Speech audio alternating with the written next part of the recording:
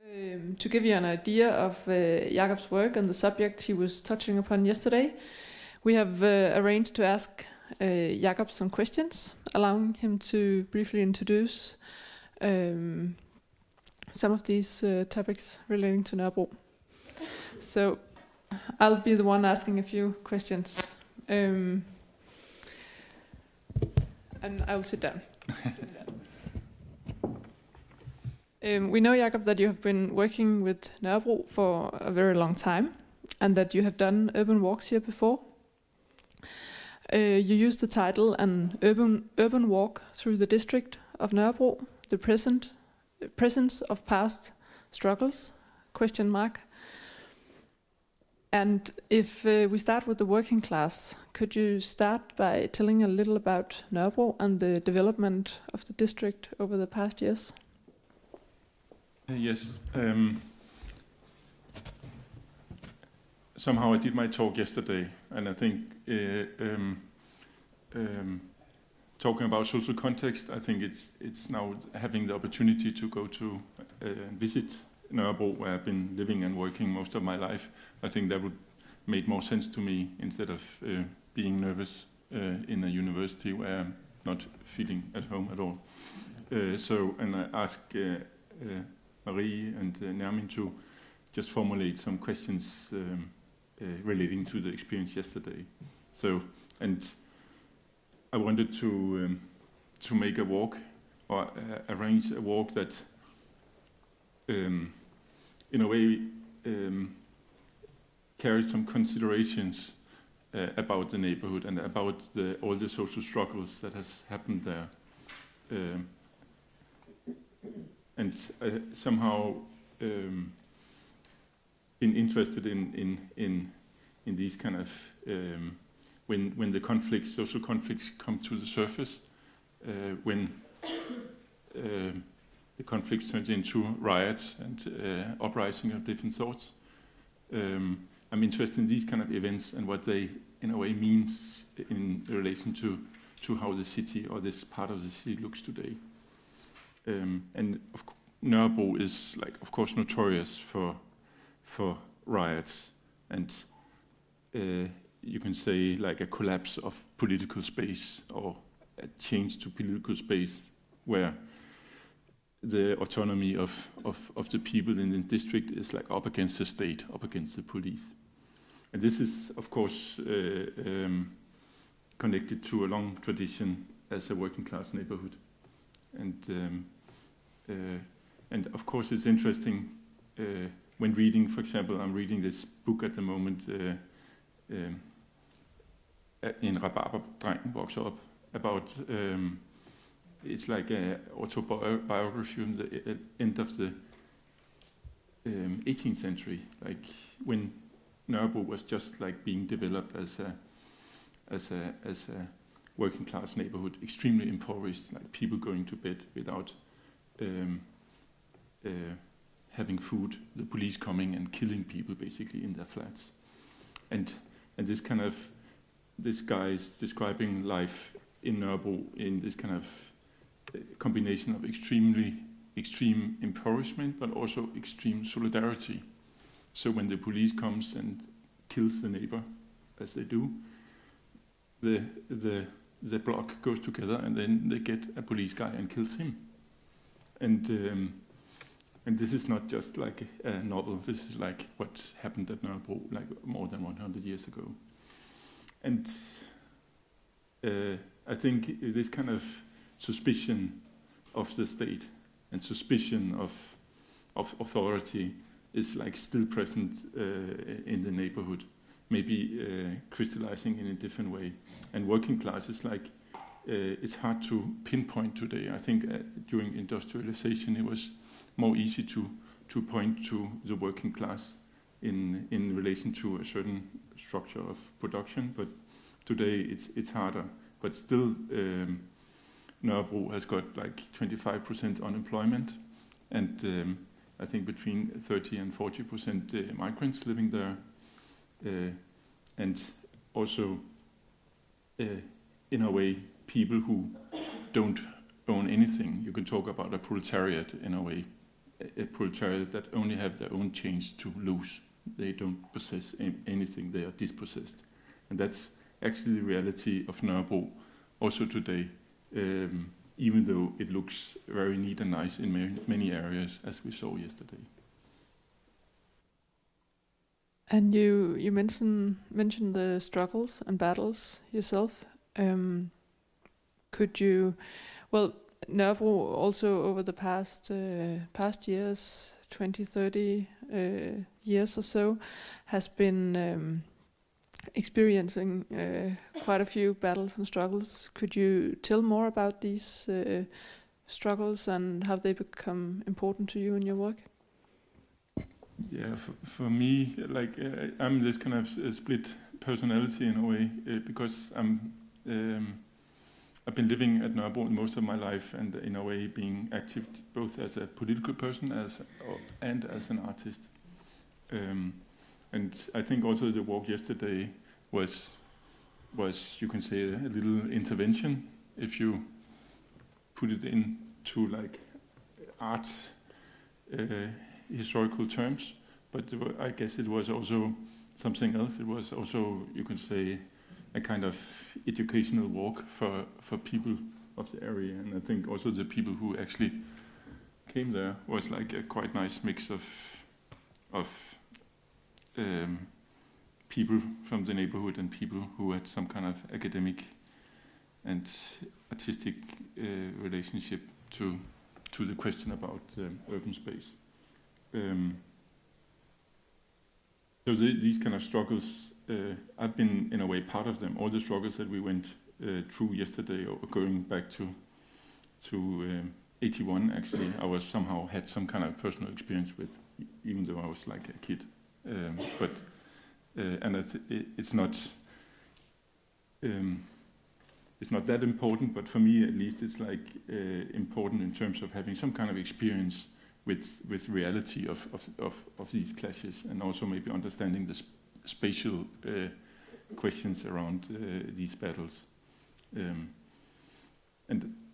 I've like recently been interested in like seeing Nørrebro today, where there's actually, you can say, the antagonism has disappeared from the surface for the time being. There's been, in relation to the clearance of the youth house, been lots of activism and clashes of different sorts, and space was heavily contested.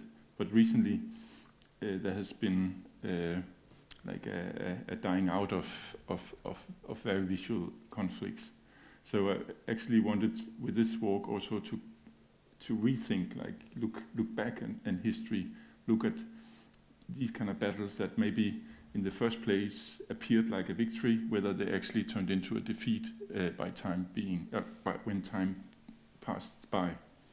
And I think sometimes also seeing the material from Split and Zagreb, which maybe, I think there's some, maybe like the experiences from Nørrebro, sometimes what in the first place appeared like a massive victory, for example, the clearance of the yards, as we talked about, like has turned into, I would say, a defeat, like becoming like really nice for the people who have access to these yards. And that's basically people who can buy very, very expensive flats that has become expensive also due to the yards. So I think that's also one of the projects I've done, like trying to open up these yards and make them public for, you can say, everyone in the neighborhood. We're actually living in a very green neighborhood, but you can't see it if you don't have the keys to all the yards of the area. Well, I think it makes, we were talking a bit about the struggles, and well, it might make sense to move to my last question, because you ask whether the past struggles are still present today at Nørrebro. If this is the case, to what extent and how do we experience these struggles today? And how does the people living at Nørrebro feel the struggles? How are they visible in the public space, so to say? The question could also be, what is the real effect of the presence of the past in a visual sense, if you like? Yeah, I think it's, for me, like there's some, you could say, educational aspect of having a walk like that. Also for myself, I think going through these spaces, I think we also went through, I will pretty like bet on no one walked that tour before we walked that yesterday, going through houses and going through closed gates and in a way opening up the neighborhood in a different way than like the way that our everyday is conditioning our moving around in the city, like going to work, going to the university, going to the supermarket, but then suddenly going through the yards and going through different buildings that's normally not considered as public. So I think, and in a way also making the kind of interventions. But like coming back, I was like quite funny. I don't know. Don't like for this walk yesterday. Like Nørrebro is also known for its like quite nice street parties.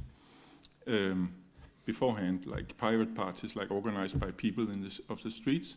And then like yesterday, he's quite well known, but this is Thomas Flacon that is organizing this kind of city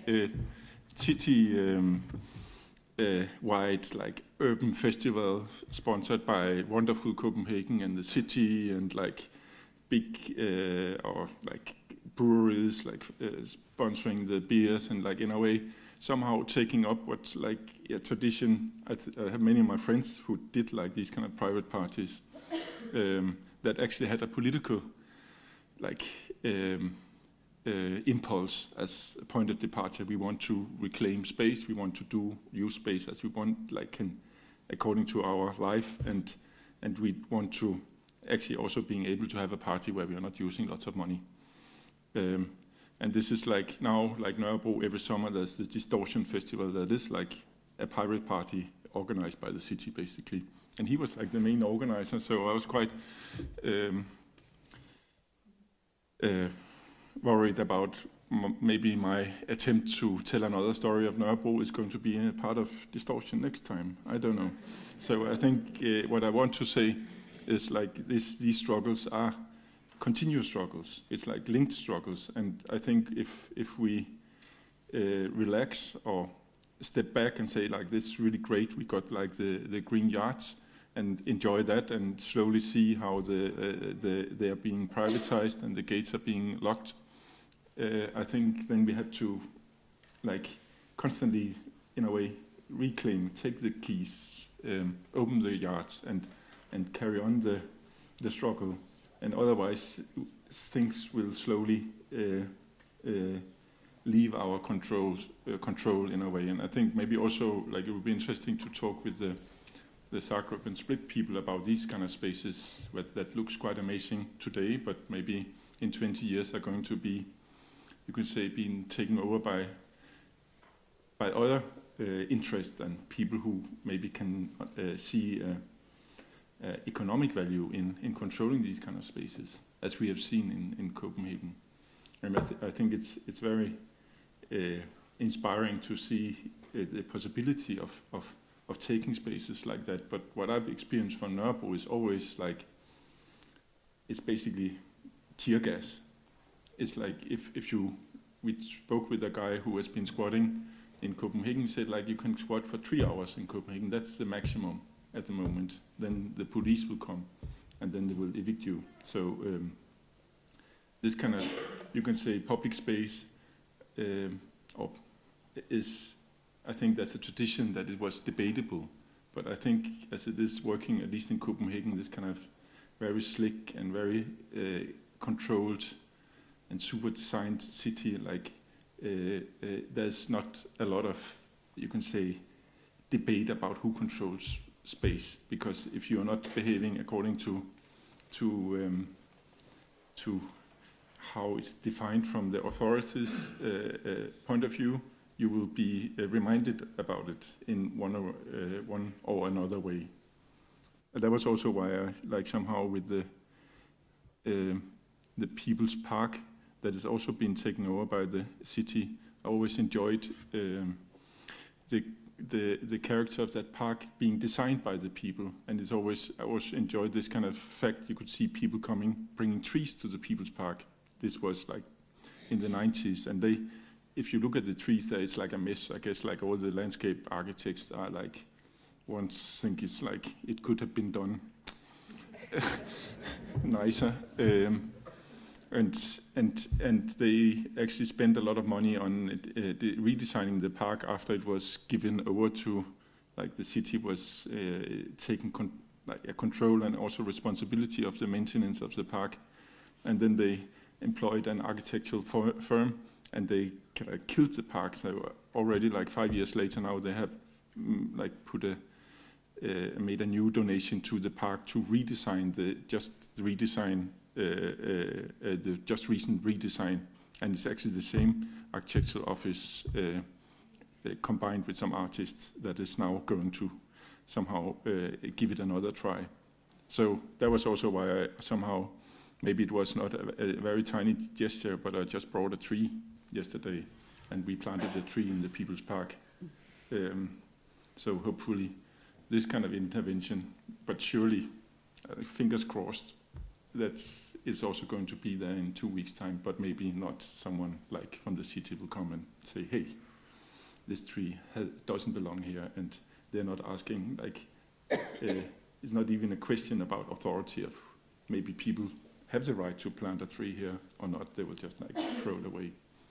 So these small struggles, I think it's important to carry on, especially in times where you don't see the antagonism crystallize on the surface of the city. Thank you.